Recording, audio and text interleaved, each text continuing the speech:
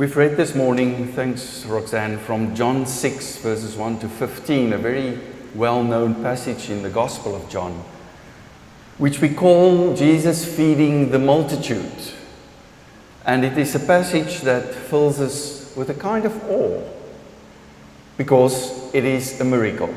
And traditionally, people see this as a miracle, as Jesus doing maybe a magic trick, or Jesus showing his power over the natural law that is evident in this world. Doesn't actually matter what your beliefs about this is. There's a different question this morning. So the question is, if you traditionally believe that this is a miracle, what does it mean? Does it change your life? Believing in this as being a miracle, does that change the way you go out of this building this morning and living your life outside in the society? By believing that this is a miracle, does it actually believe that you are a different person after you heard this? I don't think so. I think in the traditional sense of people believing this is a miracle, it is just about, oh, Jesus is maybe really the Son of God, or Jesus has power over the natural law, or look at him, he's kind of a great guy because he fed over 4,000 people during this feeding of the multitude. You know me by now, I couldn't care less if this was a miracle or not, because this is not what it's about. A couple of times in the Gospels and in the books or the letters of Paul, it is said that Jesus teaches in parables. It goes even so far to say that outside of parables, Jesus didn't teach anything. Miracles are parables in action. It is parables demonstrated. Then you get parables where somebody will tell you a story. That is, we are most familiar with those parables in the Gospels. So why did Jesus taught in parables? Why was this his way of teaching the people of his time? I hope you sit really steady this morning in your pews, because I've got news for you this morning. And please don't walk out. Jesus was not born in the town, or did not come from the town of Nazareth. Do you hear that statement very clearly? Jesus did not originate from the town called Nazareth, because the town called Nazareth did not exist in the time when Jesus was born. Now, most of you will rush home and go and Google this and say, Wikipedia says 2,200 before Christ, the village of Nazareth did already existed. Did it? There's no archaeological find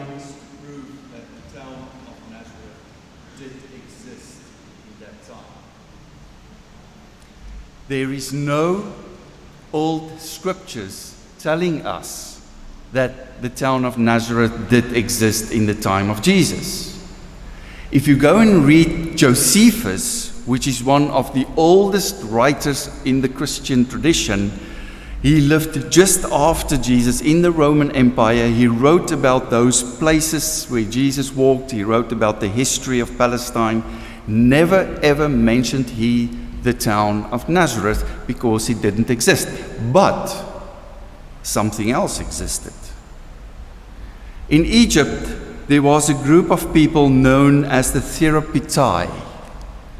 Now, the Therapitai were Jewish people. They were followers of the Torah, but with a distinct different way of believing and following, a more spiritual tradition with distinct differences. And one of the differences was they taught all their teachings in parables. There was a second group known as the Essenes, who lived in a town just outside Jerusalem, close to the Dead Sea, called Qumran. And you can read their scriptures. It has been discovered in the caves of Qumran, and it is known as the Dead Sea Scrolls. You can search that and read all of their scriptures. It is to believe that John the Baptist was one of the Essenes in the Qumran community. That was why they called him the voice in the desert or in the wilderness, because Qumran was in the wilderness area of Judah. Then there were a third group that belonged to this grouping. Now this grouping globally was called the Essenes. And the third group found themselves close to Mount Carmel, which was to the north of Jerusalem. When Paul, after his Damascus Road experience, came to the faith in Jesus Christ, he did not go back to Jerusalem and spoke to some of the apostles that was still in Jerusalem at that stage. No, he went to these people at the foot of Mount Carmel. And they were called, are you ready for this? They were called the Nazarenes. Not because they came from the town of Nazareth. That is something we as Christians added later on. They were called Nazarenes because they were part of the Essene group, a Jewish sect in the time of Jesus Christ. Where did they come from? There was a political movement from the Roman Empire side to take over the power of the temple in Jerusalem since before and during and after the first Maccabean revolt, which took place a couple of years before Jesus Christ was born. The Romans tried to infiltrate the temple in Jerusalem and replacing the high priesthood by their choice of priests. The traditional high priest came from the Zadok family. Now, the Zadoks you can trace back to Aaron, that accompanied Moses to bring the Israelites out of slavery in Egypt. They traditionally was the Zadok priests, and they kept the high priesthood in the temple. And the Romans came through Herod and other kings, and they pushed this family out, and they replaced the high priest in the temple in Jerusalem with their choice of priests. A large group of the Pharisee, before they were called the Pharisee, a large group of those people decided this we won't tolerate, and they moved out of the temple, and they go and lived in Qumran, in the community at Mount Carmel, and some even went to the eastern parts of Egypt, and where they were called the Therapitai. And they were actively criticizing the new high priesthood in the temple, actively criticizing the Pharisee that followed this political group in the temple of Jerusalem, actively doing certain things. They were against animal sacrifice. They were against eating flesh. They were mostly vegetarians. They were against social drinking, and they taught in parables. Now, if you go and search all these aspects of the Essenes and the three distinct groups of the Essenes, it is quite familiar with the teachings of Jesus. It is kind of the same. Maybe that is why Joseph and Maria, when they fled away from King Herod to save the infant baby in Jerusalem, they went to Egypt to join the Therapitai. That's why Jesus left Jerusalem and he went north to the Nazarenes, where he spent a lot of time. And then we go on, and you go and read in the book of Acts, chapter 24, verse 5. And you can go and check me on this one. They caught Paul and they trialed him. And they said, well, we can't trial him in Jerusalem because he's a Roman citizen. And they said something else about Paul. We caught the ringleader of the Nazarene.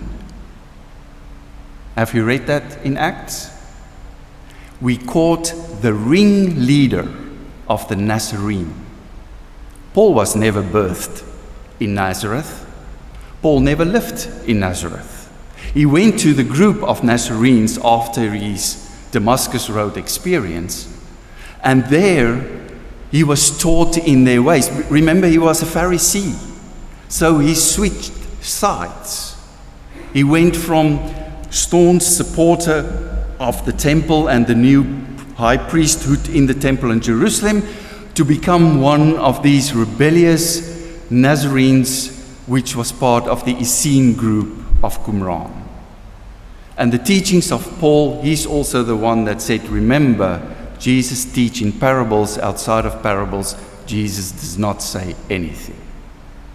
Does it start to make sense?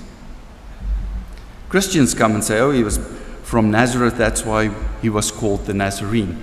Jesus was called a Nazarene, but not because his roots was in the town of Nazareth, because he was part of a certain group of Israeli Jewish faithful people that wanted to keep the sacred space in the temple sacred and wanted to support the old priest family of Zadok and wanted to teach those teachings and keep that safe in the world. Now things start to make sense. So we read this morning with this in our minds. Why did Jesus taught in parables? That was the way the Essene did it. That was the way the Nazarenes did it. And it may ring a little bell in the back of your head about Samson, the Nazarite. So this is a very old tradition within the Jewish faith and within Judah. So Jesus came and he taught the people, and they became very tired and very hungry.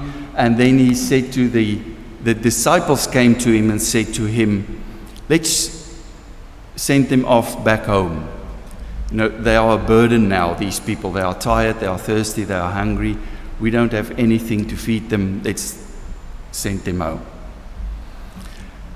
You can read this story or this parable or this miracle, doesn't matter which way you see it, 6 times in the Gospel. Twice in the Gospel of Matthew, twice in the Gospel of Mark, once in the Gospel of Luke, and then this one time in the Gospel of John. Some people say it's 2 different events, which I doubt, but if you want to believe it's 2 different events, the message stays the same, so it doesn't really matter. If you go and you read it literally, that this is a literal event that took place, there's some problems because in every gospel, as the gospels are, the numbers differ. Some say it's 5 loaves of bread, 2 fish. Some say it's more. Some say it's 12 baskets at the end. Some say it's 5. Some say it's 4,000 people. Others say it's 5,000 people. So the literal facts of the story between all these gospels differ. That's why I want you to move away from this literal understanding of it and let's look deeper. Because the Gospel of John added a twist. So the disciples came to Jesus and said, let's send them away. And then Jesus, probably rolling his eyes and going like this, said to them, why don't you give them something to eat? Immediately the disciples understood this to be a physical thing. We need to get bread and fish to feed these people. That was not the idea of Jesus. That's probably why he rolled his eyes at that stage. So they bring it back, his teaching, not as a parable, but they bring it immediately back to be physical, literal. Oh, we need to get food and water to feed these people. And then they went out and they brought, and that's the twist of John, they brought a little boy and said, well, this boy has 5 loaves of bread and 2 fish. And Jesus used that to say something very special in this event. If you go to the Aramaic text, The word that we translate in the English translation as a boy, in the Aramaic language, it signifies it that it's a really small, insignificant little boy that was just there, and he had loaves of bread and fish. So the Aramaic language emphasizes that this is an insignificant person, because a little boy in the society of the Jewish people at that time didn't hold any position. He was just there, not important. Yet Jesus brings him in and says, let's take this bread and these fish and let's feed these people, hand it out. So from an insignificant person, this little boy, something rolled out, something happened, something changes, something is there. In our day and age, as I said earlier, you have the world at your fingertips. You type it in and you can visit the Kruger National Park in South Africa on YouTube and see the most beautiful videos, probably even better than if you are there in person. That is how this world have changed. You can search anything on the internet and you can get any answer on the internet. In the prayer this morning, we prayed that we will have discernment. Discernment is a very nice English word, and you probably know what it means. It means the ability to make a difference between what you believe is true and what you believe to be false. Traditionally in the church, people, that's not Faith United, you're not guilty. So you don't need to feel guilty about this. Traditionally in the church, people believed the minister. You don't. Good for you. And then they just followed what the ministers or the pastors or the priests or the high priest said, and they believed that as being set in stone. Now, this church have learned over the last couple of months to start to discern, to start to pick and choose what is important for you at your specific point in life, within your specific circumstances, which differs from the person sitting next to you or back or in the front of you. And that's the important thing. We have to start to discern what is important for me in my life and what do I need to take from this gospel and from this reading this morning. So if this reading speaks to you as being this magnificent magic trick of Jesus, so be it, and it's good. If you see it as he's the Son of God, therefore he has ability to run and rule natural law, it is good. But if you can find a way to start using this parable to speak to your life, that is even better. Because what is Jesus doing here? It doesn't matter if he fed 1 or 4,000. What he's demonstrating is, when I was hungry, did you give me something to eat? When I was thirsty, did you give me something to drink? When I was a stranger in your midst, did you welcome me in with open arms? When I was sick, did you visit me? When I was bereaved, did you support me? The Gospel of Matthew, you've read that. And then the disciples say, when were you hungry? When were you thirsty? When were you bereaved? When were you sad? We were with you all the time. We never saw this. They never saw it because Jesus didn't mean it literally. He meant it in a parable, spiritually. And that is what's happening with the feeding of the multitude. Feed them, the disciples said, physical, physical law. We say, the disciples had it in them to feed these people with food so that they will never hunger again for the Word of God. They had it in them to give these people the life water that will change their lives so that they will never thirst again. They had it in them to welcome the strangers, to support the bereaved and the sad, and to help the sick, so that they never ever would be a stranger or sad or sick again.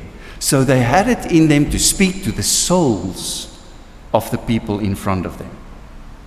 But they didn't get it because they hanged onto the physical thing that is happening in front of them. And there we are.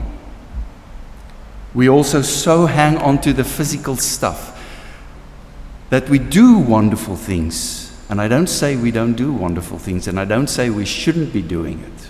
We should reach out to the people that need our help in this world.